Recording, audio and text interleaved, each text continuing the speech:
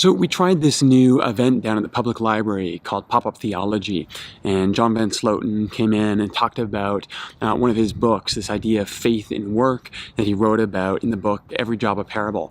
And I was there for the first two lectures. The third one's actually tomorrow morning here at the church. I wanted to talk about one of the things that I really took away from this series.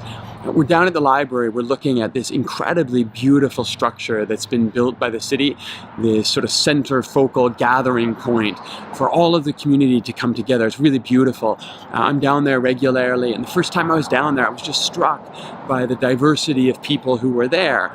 Mothers with kids, and seniors reading, and people looking for books, people working on resumes. I mean, all kinds of different projects happening there in one shared space. But more than that, the building is beautiful.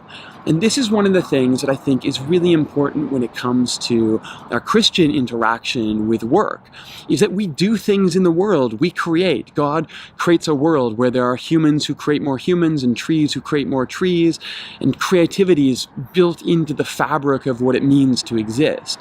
But more than that, we create things that are aesthetic, that are beautiful, that are good. Ever since the Enlightenment, so much of our thought and philosophy and science and even religion has focused in what is true and verifiable, historical. But for most of human history, what has been the deepest truth has been what is good and true and beautiful. Not necessarily viable, not necessarily factual, but beautiful and good. What creates a better world? What creates a better city? What creates a more beautiful experience of the world? And this is part of what I think Paul is getting at in Philippians when he says, whatever is true, whatever is right, whatever is admirable, whatever is lovely, think about these things. That the most important truths in the universe are not just functional, they inspire creativity in us. They push us to be more like the divine. They encourage us to be creative, not just in ways that get things done, but in ways that create more true, beautiful stories. David Bentley Hart, one of my favorite writers, says this in his book, The Beauty of the Infinite, The Aesthetics of Christian Truth. It's a long title and it's a tough read, but it's worth it. He says, God's pleasure, the beauty creation possesses in this regard, underlies the distinct being of creation. And so all beauty is first and truest word concerning all that appears within being.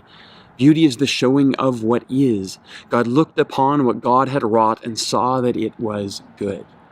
And this is what I take away from this. Our work is not just what we get done, how many spreadsheets we create, how many buildings we build, how many widgets we, fire off on the line. It's what's good and true and beautiful that we put into the world. All of our creativity now expressing the divine creativity that brought the universe into being.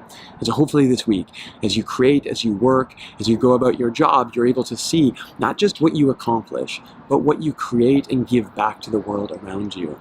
May it be beautiful this week, and in that might you find some truth. If you haven't yet, hit that subscribe button. We're making a more concerted effort this year to create content like this, to make some touch points during the week, and we'd love to have you tracking with us.